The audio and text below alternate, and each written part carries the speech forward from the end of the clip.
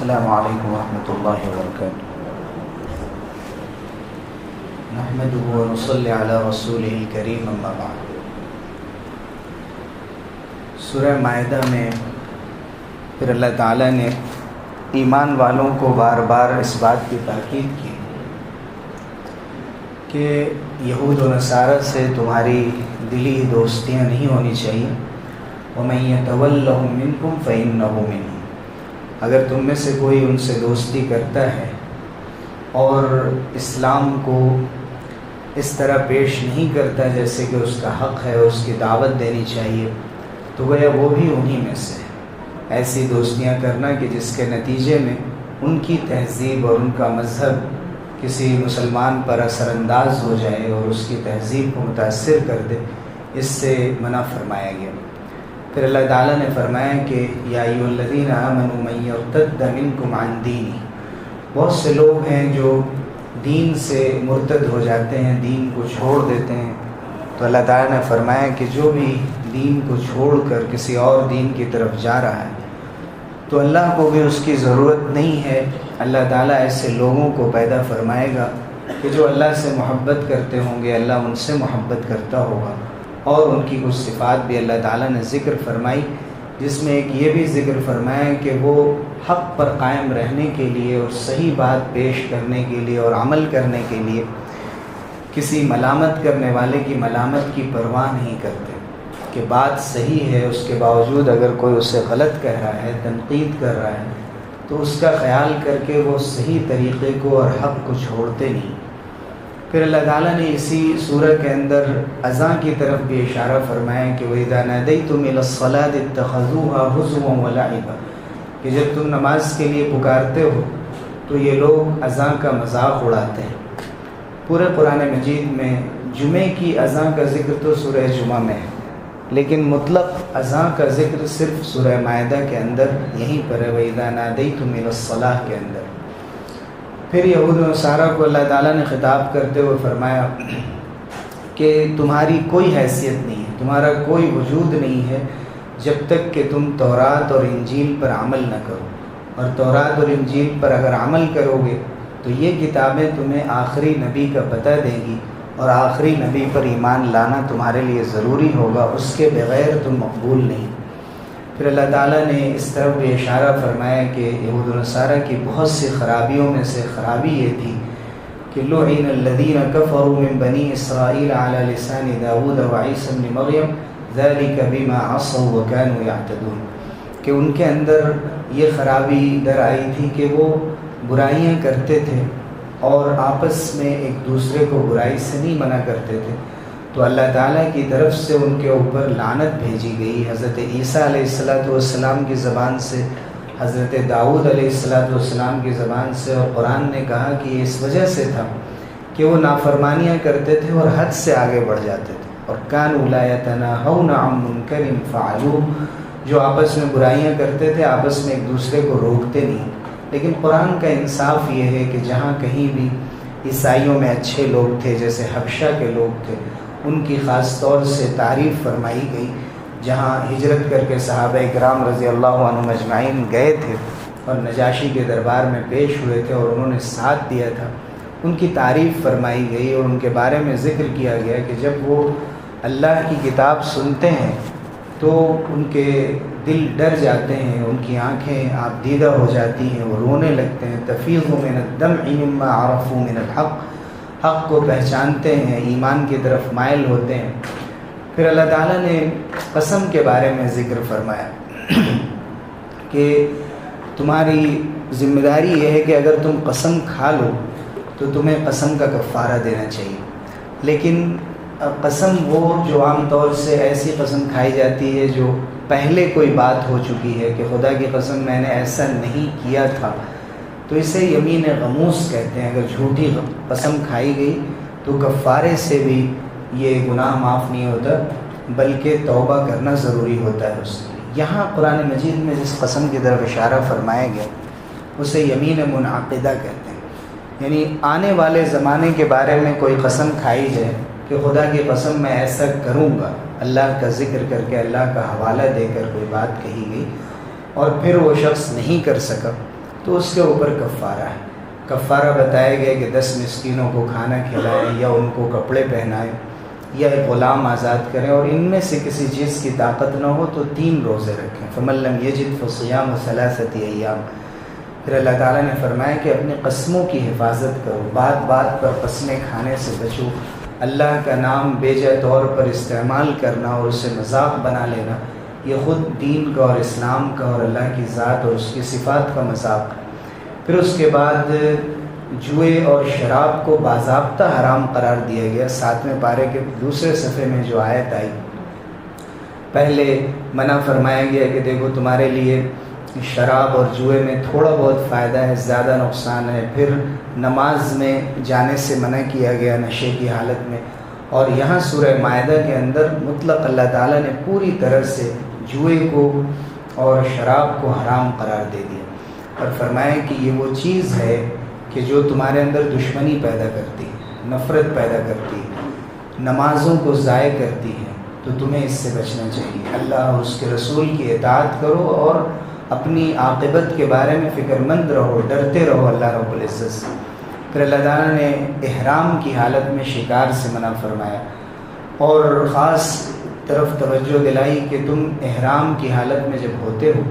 تو تمہارا ہاتھ، تمہارا نیزہ کہیں شکار کی طرف نہ چلا جائے، اس سے تمہیں بچنے کی ضرورت ہوتی ہے۔ یہ اللہ نے اس لیے رکھا ہے لِيَعْلَمَ اللَّهُ مَن يَخَافُهُ بِالْغَيْبِ، تاکہ اللہ یہ جانچے اور دیکھے کہ کون ہے جو اندیکھے طور پہ، جس نے اللہ کو نہیں دیکھا اس کے باوجود اللہ سے ڈرتا ہے۔ حالانکہ اگر احرام کی حالت میں کوئی شکار کر لے، کوئی ایسا کام کر لے جو احرام کی حالت میں جائز نہیں ہے، تو کوئی دیکھنے والا نہیں، لیکن اللہ کا خوف واحد وہ چیز ہے جو ایک محرم کو احرام کی حالت میں ایسی چیزوں سے بچاتی ہے۔ تو جب ایک خاص حالت میں تم غلط باتوں سے بچتے ہو تو تمہیں پوری زندگی میں اللہ تعالیٰ کا لحاظ رکھنا چاہیے اور اسے حاضر ناظر جانتے ہوئے ہمیشہ ان باتوں سے پرہیز کرنا چاہیے جس سے اللہ تعالیٰ نے منع فرمایا۔ پھر اسی سورہ کے اندر اخیر میں حضرت عیسیٰ علیہ السلام کا وہ واقعہ ذکر کیا گیا کہ قیامت کے دن اللہ تعالیٰ ان سے پوچھیں گے کہ کیا آپ نے کہا تھا کہ مجھے اور میری والدہ مریم کو اللہ کو چھوڑ کر تم معبود بنا لو یا اللہ کے ساتھ شریک کر لو؟ حضرت عیسیٰ علیہ السلام برات کا اظہار فرمائیں گے کہ میں نے نہیں کہا تھا، اگر میں نے کہا ہوتا تو اللہ آپ اس سے واقف ہوتے، جو کچھ میرے دل میں ہے وہ آپ جانتے ہیں، آپ کے پاس کیا ہے وہ میں نہیں جانتا، آپ غیب کے جاننے والے ہیں۔ پھر بھی اللہ تعالیٰ کے سامنے فریاد کریں گے حضرت عیسیٰ علیہ السلام کہ اللہ یہ تو آپ ہی کے بندے، جب تک میں ان کے بیچ تھا تو میں ان سے واقف تھا، جب میں ان کے پاس سے آ گیا تو میں ان کے بارے میں نہیں جانتا ہوں، اگر آپ ان کو عذاب دیں تو آپ کے بندے، اگر آپ معاف کر لیں تو آپ عزیز الحکیم ہیں، آپ بڑے غلبے والے ہیں اور حکمت والے ہیں۔ حضور اکرم صلی اللہ علیہ وسلم نے تہجد میں جب یہ آیت پڑھی تو رونے لگے۔ حضرت جبرائیل علیہ السلام کو اللہ تعالیٰ نے بھیجا اور پوچھا کہ اے اللہ کے رسول آپ کیوں رو رہے ہیں؟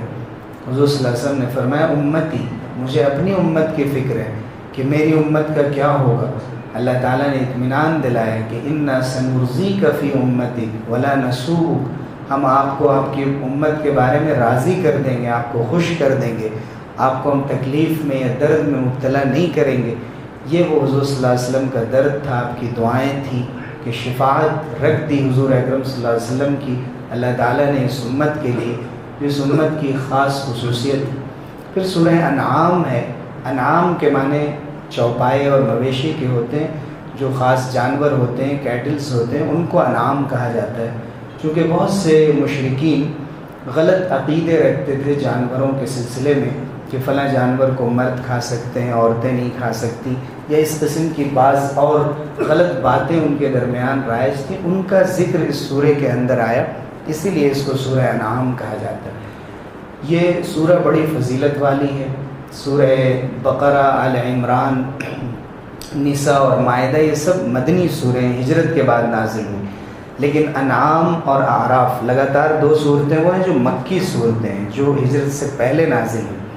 اور سورہ انعام کے بارے میں حدیث میں آیا کہ جس وقت سورہ انعام کو اللہ تعالیٰ نے نازل فرمایا تو جیسے سورہ فاتحہ ایک ساتھ پوری نازل ہوئی، ویسے ہی سورہ انعام بھی جو تقریباً 1.25 پارے کی سورہ ایک ساتھ نازل ہوئی۔ سے بہت سی صورتیں جن کی کچھ آیتیں ایک وقت میں نازل ہوئیں، دوسری آیتیں بعد میں نازل ہوئیں، اور پھر ایک سورہ کے اندر ان تمام آیتوں کو رکھا گیا اللہ تعالیٰ کے اشارے اور اس کے حکم سے۔ لیکن سورہ انعام پوری کی پوری ایک ساتھ نازل ہوئی، اور حضرت جبرائیل علیہ السلام جب اس سورہ کو لے کر اللہ کے پاس سے چلے تو 70,000 فرشتوں نے تسبیح پڑھتے ہوئے حضرت جبرائیل امین کو رخصت کیا۔ اور ایک خاص بات علم کے لیے ہمیں جاننا چاہیے کہ سورہ فاتحہ، سورہ انعام، سورہ کہف، سورہ فاطر اور سورہ سبا، یہ 5 صورتیں وہ ہیں جو الحمدللہ سے شروع ہوتی ہیں کہ ساری تعریفیں اللہ کے لیے۔ سورہ انعام بھی انہی صورتوں میں۔ اللہ تعالیٰ نے سورہ انعام میں خاص طور سے توحید، عقائد اور ایمان کا ذکر فرمایا۔ جتنے اعتراضات تھے اس دور کے مشرکین کے کہ اللہ تعالیٰ نے فرشتے کو انسانی شکل میں کیوں نہیں بھیجا، کوئی لکھی ہوئی کتاب کیوں نہیں ہمارے پاس اتار دی، ان تمام چیزوں کا جواب اس سورہ کے اندر دیا گیا۔ حضور اکرم صلی اللہ علیہ وسلم کو دلاسا دیا گیا، تسلی دی گئی کہ دیکھیے اگر یہ لوگ نہیں مانتے ہیں، اعراض کرتے ہیں، آپ کی بات کو چھوڑ دیتے ہیں، اپنے طریقے پر قائم رہتے ہیں،